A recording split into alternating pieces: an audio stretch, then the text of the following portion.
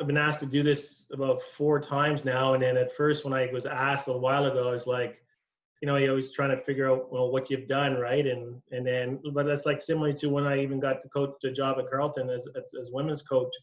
I didn't really think about being a head coach at a university. I didn't think of it that way. I just thought about doing something that I liked. I wanted to be around the game. I played for 5 years at Carleton. We didn't have that as much success that I'd like. And, I just started coaching. And by the time I finished coaching and had the opportunity to coach the women's team, I would already been coaching for almost 12, 13 years. So, I see that with all coaches. I think the biggest thing I'd say is, to be honest, if you're doing this for the money, you're in the wrong place, man. It's not, whenever some coaches answer me and they say, oh, you know what, like, when am I getting paid? It's like, okay, you're probably not in the right frame of mind to be the kind of coach that you're probably going to need to be, because, you do it. I did it because I love competition. I love being around people. I just did it because I enjoyed it. And so I started, again, this will be my 30th year at Carleton. So, I'm proud of that. I started in 1990 and played for 5 years and started coaching the women's team for 3 years. And Al Overwood gave me an opportunity. If somebody look at my record the first time around, you say, like, why would I be the coach of the women's team? I think her record was like, actually, I remember what our record was. My 3 years coaching the women's basketball team as an assistant coach with Al, we were 1-51. It wasn't a great start to my career in terms of coaching, right? So I just love being at Carleton, love being a part of it. It was something I wanted to do after I played basketball and just still be around. And, like Mike and like you, Jen, and obviously Claire, it's the same thing, right? You just like being around. It's hard when you play a sport and you're around and not be around it anymore. I guess I would say it's probably was my way to retire from the sport, I think, but not really retire, right? So it was great for me. And then, coached women's basketball for 3 years as a women's basketball assistant coach. And I coached 9 years with the men's team as a coach. And again, I think when I got there, when I coached the women's team, Mike had just got there. So when did you start? 2007, 2008? Did you start then? I always forget I think it was 2006, 2007. No, I think it was 2006, 2007. Did I coach you for 1 year? Come on. I'm sure Claire and Jen, you guys be laughing at me. Michelle, you'd be laughing at me. And you wait. You wait till you get older, and then all of a sudden you're like, what years did I play with you again? Did I ever play with you? Like, you won't know anything. Like, it's crazy, right? Like, I don't remember. Honestly, how many games I played, I don't remember, like, one. I don't remember any of them. Like, I don't remember any of them, right? So that's a good segue about, it's about the people that you're with, not about the game itself. Right? And I think that's one thing I've learned about it. It's not about the ball going in the basket. And as I stopped playing, I really felt it was about the relationship that was built with players and other coaches and throughout the sport itself. So really, that's what I enjoyed, right? So, I coached the women's team for another 12 years and, fortunate enough to win a national championship. And I guess the biggest thing I would say is, there's a lot of mistakes being made there. Like, I'm not going to pretend that I said the right thing all the time or did the right thing all the time. Coaching's a lot of guesswork. It's a lot of guesswork. You're more of a psychologist than anything else. You're trying to figure out what's going to get this person to play well. And I think as you get older and you have wisdom, you figure out more ways and have more things in the toolkit to kind of get your kids to play the way that you hope to do. And then, 2020 now, so even more so, you probably need to recruit, if you can, more people that have the same mentality as you in terms of trying to get them to do stuff that they don't really want to do. So you learn over time, and you don't want to make big mistakes. And I think, I made some mistakes, no question. But the only thing about this sport is the profession is you actually get better as you get older. You don't get worse. Like you play sports, you actually get worse, but you actually get better as a coach, because a lot of times it's about different situations, different things. I did this wrong this time. I did this wrong last time. It's funny. We had a whole pile of time this year, and I don't know, somebody directed me to a YouTube picture. And one of my biggest coaching mistakes when we were playing Queens at the old gym, Michelle, and I left. I was trying to get a timeout. I'd wasted all my timeouts, and I think the other team was shooting a free throw, and it was like, I don't know, I think we were only down 1 or something like that, or down 2. and it was late in the game, so I lost track of how many free throws they were shooting. So my team was down with me on one side of the floor, and the girl, Brittany Moore, she was a really good shooter. She makes the first one, and I just lost track. I was trying to run a play because I ran out of timeouts, and then we hadn't lined up yet. So she shot the second one and missed it on purpose and put it in. So not only were we all down by one, right? So I'll never forget that in terms of just making a mistake, and it's still on YouTube. It's still there. You can go see it. Like, it is there, right? Like, it's probably the encyclopedia of dumb, right? In terms of, again, but I think you got to be humble. You got to have humility. I remember when we were 151. I remember we were very good, so I don't really sit there when the success that we've had and I've had, and I always remember that because whenever I'm feeling too good about myself, I always remind myself that, hey, you're not that good a hot shot as you think you are, right? So I think humility is always the biggest thing about being a coach, and I really try and remind myself to be humble and remember the bad times, because I feel like sometimes I have said this maybe to Jen sometimes and other people that coach. I've always said this. I really believe this. It's like things are never as good as they seem, and things are never as bad as they seem. Honestly, life it's somewhere in between, right? I always worry about when people like everything's awesome, right? And then you'll run into people that everything's awesome, and then you'll run into people that everything's horrible. And I never like the extremes of everything's awesome to people, because everything is not awesome. And I never like the extreme that everything's awful, because everything's not awful. You can always find some kind of things that are going well. Try not to pile those things up on each other, because I find sometimes people, when things go bad, they're looking for the next thing to go bad, so that they can all say, oh, there's all these things that have gone bad. So I'm always in that world of everything's not great and everything's not awful. And I feel like if you have that kind of mentality, I feel like you'll be successful whatever you do, because you're not going to get yourself too high, you're not going to get yourself too low. So 30 years, coaching the women's team. I mean, I really, for me personally, even with this little crew here, ironically, me taking over from Dave Smart and the men's team, I think first thing people told me, or a lot of people told me, is like, are you crazy? That's quite a big legacy and a shadow that you have to live up to, and the expectations are super high. And I would tell you that being at Carleton, and what we've tried to learn is but nothing's higher than the expectations I put on myself. I think you always got to remind yourself that you don't worry about everybody else's expectations, worry about your own expectations. So my expectations for myself are pretty high. So didn't really, I'd be my own worst critic.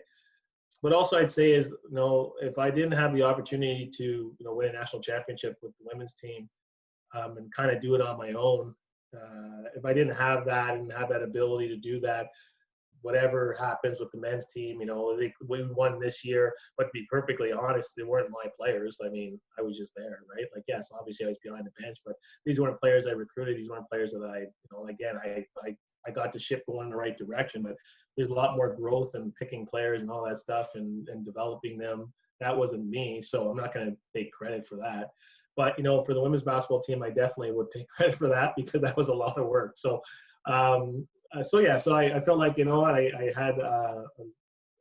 didn't need to prove anything to anybody taking over the men's team. I just wanted to do it because I wanted it down. So, it made it easier for me, and obviously, we won and kind of get some credit that I don't necessarily feel like I deserve, but inevitably as a coach, sometimes you get more credit than you deserve, and sometimes you get more blame than you deserve. So I think I'm just going to take the credit. So I think that's how I have to roll on this one. So, I mean, that's pretty much it. I mean, in terms of, my philosophy and in terms of just generally and as a coach, I think that's probably, what's lent me pretty good for the last X amount of years. But I would tell you that the relationships that I've had with some kids, and again, not to say all relationships go good or no go bad. I mean, if you're a coach, you're going to realize that people are going to like you and people are going to hate you. Like, it's just the way it is.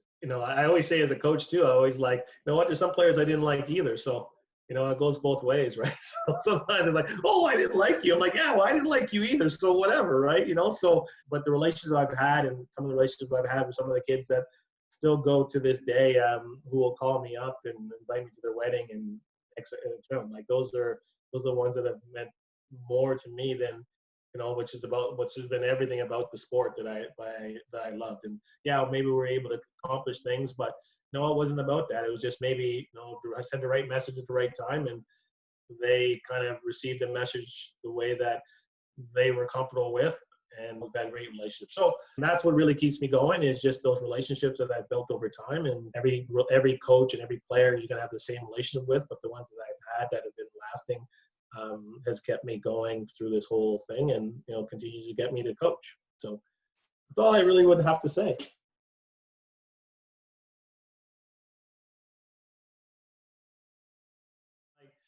I just want to coach competitive basketball athletes. I wasn't about gender with me. It was about, this is what you need to do to be a competitive basketball player. And I didn't feel like gender had played a role in that. I say that now, take it tongue in cheek. Obviously it does, in terms of the way that you probably need to go about trying to achieve that. But I would tell you that, that was how I handled it, in terms of, this is what a competitive basketball player needs to do. This is what I would ask a guy to do. This is what I'm going to ask a girl to do. I'm not going to, this is what if you want to be successful, this is what you need to do. So what I also would say is that as you get older and as you have more wisdom, and I have 2 girls myself now, and I think when you have kids, I think you do learn a lot. I feel like, and I think if you're a guy, you kind of understand this too, is that guys don't really listen, right? They don't really listen. They're not listening to every word that's being said. And half the time, I remember I have one of my coaches, Sarah Kennedy, she remembered what I said 11 years ago. And I'm like, how do you remember that? I remember what I said 5 seconds ago. I really don't, right? And I got to be careful. And I think as a coach, I think one of the things I did learn towards the end of my stint, but still always kind of got myself caught in there, is that sometimes your words do matter. The women basketball players, I felt on average, I think, sometimes I said something that I didn't take literally, and they took it a little bit more literally than they should. But again, I think that's just with this understanding that that's how they see it. And I'm not a guy, so I'm not a girl. So and then conversely now for the guys, right? They're not listening at all. So you tend to kind of be, hey, you know what? You got to say things sarcastically. You got to say things 10 times. You got to yell. You got to kind of get their attention, right? And they're not necessarily as sensitive about certain things, right? You know what I mean? But everybody's sensitive. So it's not easy to say, oh, okay, well, this person's sensitive. That no, everybody's got there's certain levels of sensitivity for everything. But I would say that one of the things that I would probably, if I were a male coaching women's basketball, my advice would be is that how you want to say things, but inevitably, how are they being taken? Because at the end of it, I think the other thing that I learned is that you're still going for the same result, right? So, and that sometimes happens, right? You hey, what's the result I want out of this? And I want that person to be the best that they can be. And then if they're the best they can be, then obviously we'll be the best we can be, right? And I think that's one of the little lessons that I learned halfway through, is you know what? It doesn't matter about what I want. It's about what the players want, and how do I get them to be motivated and self-motivated to get to achieve things that they want to do, right? And I think that's what, if they're successful, then I'd be successful. I think that's one of the things that I take away from it. If your players are successful, then you'll be successful. And I think you got to figure out a way to, how do you get them successful? And each and every one of them is a different path.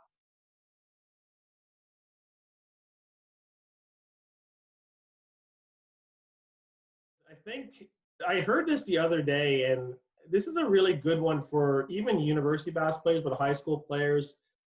And as you coach, I feel like you tend to, as a coach, gravitate towards players that you feel are able to get stops defensively. And that's my philosophy, but I feel like a lot of coaches' philosophy is that unless you're really lighting it up, I'll play if, I feel more comfortable with people that I know are going to get stops. And I think that's more of a philosophy, and I know there's different thoughts about that. What I truly believe in, and you talk to any coach at any level in any sport, and they will always tell you that defense wins championships. They'll always tell you that.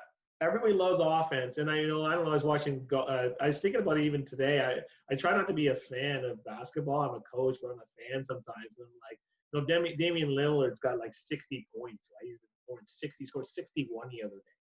And I'm like, I was telling my buddy how awesome that was. And as a fan, I love it, right? But as a coach, well, you guys gave up 130 points. So if you had tried a little bit more on defense, you probably wouldn't be able to score 61. You know what I mean? Like, so that's the dilemma that you have as a coach. You're always doing this world of, like, I'm a fan, but I'm not a fan. And I know for me, that's how I gravitate towards decision making in terms of playing people more or less just based on just the trust I have on them on the defensive end. Now that's me. We've been very successful at it. I think, obviously you like to mix in scoring within that. I think I'd say the next thing I'd say is shooting. I think that's probably the next highest in our hierarchy. Not everybody's the greatest defender in the world, but I think if you have the thought process to defend and have that work ethic and have that understanding, I feel like you can get a lot out of players, even though they may have physical limitations. So I think it's just more of a philosophy, and it's served us very well, and it's something that we truly believe and buy into. And I'll say this last thing, Michelle, because I think the one thing that people don't understand about us at Carleton too, I would say that we're actually pretty good offensively because we know what you can't do defensively. We know how you'd stop somebody, right? Like if you think about it, you're like, okay, well, this is what I do to stop them. But then I'm like, as a defender, thinking defensive coach, I'm like, well, this is what drives me nuts as an offensive player, as a coach defensively, when people do this, right? So then now you incorporate it on your offensive end, right? That's what we've ended up doing. I feel like we're a bit underrated in terms of we talk about defense, but now we know we know we can get stops, but we also know how to score as well, or what opportunities we can take scoring wise as well. So. But that's based on the defensive end.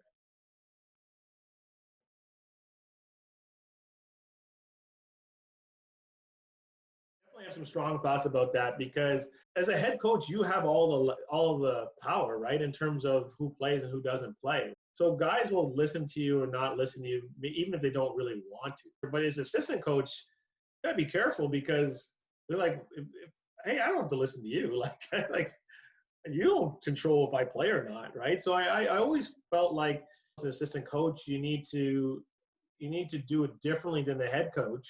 I'd say you need to figure out a way to have relationships with the players in terms of responding to you and understanding that, you're trying to help them. I think that's super important, and build that trust factor. I think the only thing I would say is at a certain level is you got to be able to do all of what I talked about without selling out the head coach. Players will come to you and they'll say, I didn't agree with what he said. And, I feel like assistant coaches, they have a choice right there, right? Are they going to say, yeah, you know what, you're right, and just to get on that kid's side, right, to kind of get them to listen to you? Or are you going to figure out a way to say, you know what, like, hey, this is what's being asked of you. This is how we got to prevent it in a different way. This is what we need from you, right? And have a relationship with the player without selling out the head coach. And I've seen it done well. I've seen it done poorly. At some point, the head coach is going to know that that's what's going on. You could tell when it happens, when you see that the player is not really listening to the head coach, but listening to the assistant coach. And then you're going to have a problem. But I would say that just generally, though, as a head coach assistant coach relationship, the best head coach I ever had, and my advice to all people who want to be a head coach, is you got to think like assistant coach. You got to think like the head coach. Whenever somebody would come to me in the middle of the game and they'd sit there and say, let's try this, I'm like, you need to think it all the way through on both sides of the floor, but for both sides of it, and all the ramifications of what you're asking me to do before I bring this to the table in a game situation. Now, if it's been talked about, and sometimes you don't have that in a club situation, you don't have that time to talk to everybody. Like, don't spend a lot of time talking to at Carleton and a lot of other universities. You do have time to talk about it, and a lot of communication and what you believe in and all this stuff like that. So that doesn't get to the game. But like when you get to the game and you start asking for suggestions or trying to like that's not a good time. And then if you're gonna do that, you better think like the head coach. So here's a really good example. Somebody comes to me and says, you got to get that person off. All right, who do you want to play? They can't give me an answer. Well, then, you need to give me an answer to live by your decision. Give me an answer and then understand when I take this person off and you put this person on, what is that going to mean? No, is there a start or they're not doing well or there's a whole other like sequence of things that you need to think about. So I think you need to think like a head coach. The head coaches know the questions, they want the answers, right? And I think if you start thinking about along this lines of solutions for the head coach, especially during the game, the head coach will respect your thought and more likely implement what you're asking to do because you've given a lot of thought to it. A lot of things about not agreeing with the head coach, I think that's a lot of conversation that you need to have beforehand, before the practice.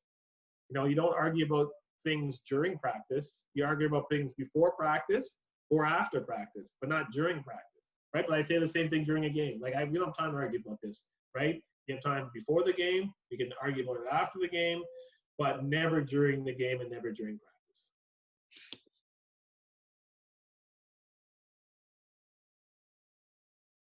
The biggest thing I'd say is how much do they buy into the team result? I think what served me well and why I've always been at Carleton and why, you know, when Paul Armstrong asked me to coach and then Dave took over and then he asked me to coach, Dave and I competed against each other. Like, we didn't like each other. But I'll tell you the one thing he did trust that I wanted Carleton to win. I was about us winning and I just wanted to win and I would do whatever it took for us, Carleton, to win. I didn't care who was the coach, whatever, I wanted Carleton to win. So once you have that established about, okay, what is their agenda? As a head coach, talking to your assistant coaches, why you want to coach? Why are you here? What do you want? What do you want out of this? You know, I just want to be around and just kind of like, I like being around the sport. Okay, fine. Then you get the hang around role, right? You don't get, I'm not going to give you a lot of power and input to it, right? If you want to be, you know, I want to be a head coach one day. Okay, well, all right, let's get you along those paths. This is what you need. This is what you need to do. It's really about understanding what the assistant coach wants, right? Like, what do they want out of this relationship, right? What are they trying to get out of being a coach? And having that conversation earlier and later is a really good one. And then once you have that, then there's no confusion about what's being asked of you or not asked of you, right? Because sometimes coaches get asked to do stuff that they don't want to do. And sometimes coaches never get asked to do stuff because nobody's ever told them to do anything, right? So again, I think it's just the biggest thing is the communication. And I would tell you the one thing that I still struggle with is assumptions. Right? You're always assuming people are here for this reason or that reason or whatever reason. I tell you, that's one thing I learned as a coach is like, you assume that everybody's in the sport for the same reason you were in the sport. And you need to kind of get that out of your head right away because that really got me in trouble just because I thought everybody wanted to do because I was super competitive. I loved to win. I hated losing. I would do everything to win. I took it to a certain level, right? But, you know, some people don't want to take it to that level. But you need to understand what level they want to take it at or why they're there before you can help them, right? And I say that about players. You can't help players if you don't know what they want and how you can help them. And assistant coaches too. So you need to have that conversation. And once you have that conversation, then you can establish roles. And once you establish those roles, that's where I feel like the disconnect is a lot of times with head coaches and assistant coaches.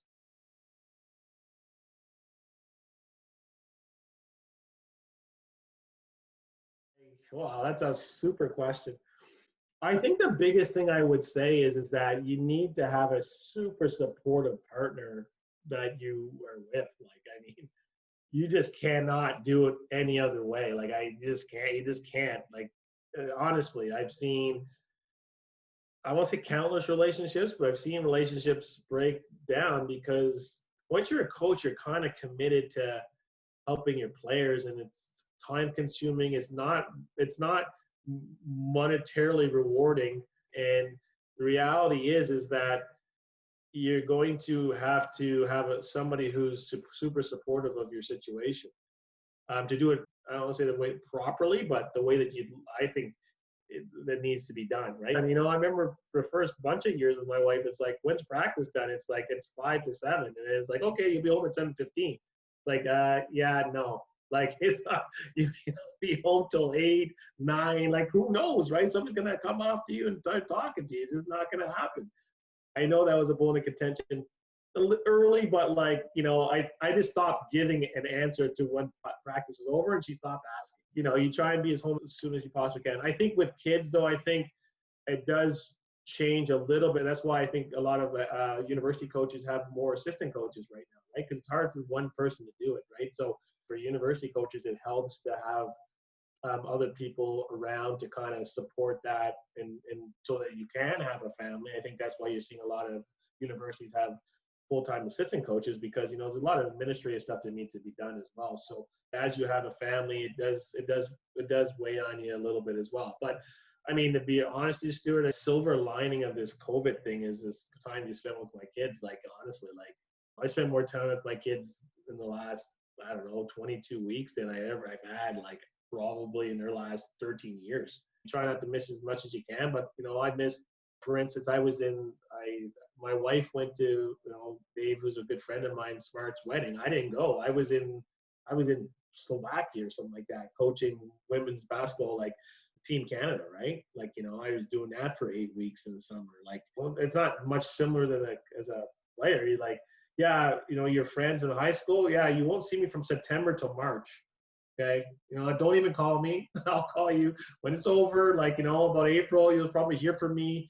May, June, July, August, pretty good. But then all of a sudden back again, I'm gone. Like, like, it's just the way it is. I think you just got to understand that that's part of it. But I really believe this, that's back to what I said about the money thing. I do it because I enjoy it. So I never really I didn't feel like it was a sacrifice, even though it is a sacrifice. I never felt like it was a sacrifice. And that's probably the biggest key to success. I never saw it as a sacrifice, because I really enjoyed it and I would really love to be around. And so if you don't see it as a sacrifice or a big sacrifice, although it is, I think that's a big key, because if you feel like you're missing out on things or too many things, then you probably shouldn't be doing it. I think that's probably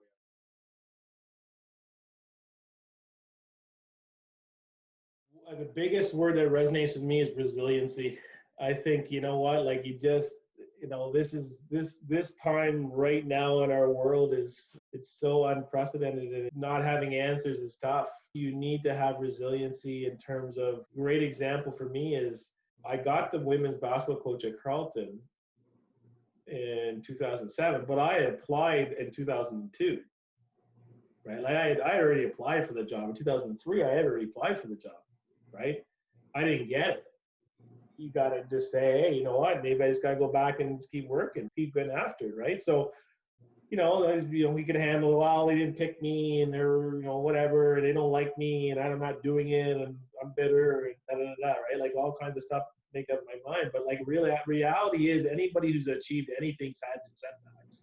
The people who are able to deal with setbacks and bounce back and have that resiliency and understand that it's an absolute part of life, and you're going to have some adversity, and you're going to have to be resilient. You're not going to grow, right? So I actually really love every one of those that you talked. I mean, there's so much there within what you just said there. I actually am pretty impressed. Like, there's all those things that you talk about kind of intertwine as well, like, with each other. So, but I'd say resiliency is probably the biggest one that I think. I still think there's a world where people who are resilient will thrive and continue to grow. And I think that's one thing I'd say, that how do we develop resiliency within our kids and keep them resilient and keep them, you got cut from this team, or you didn't get a good mark, or you just don't give up. Like, you just understand it's part of the process, and get better, right? So that's the only way you can probably grow as a person, if you show some resiliency. So I love resiliency. Great. I thought that those are great pillars.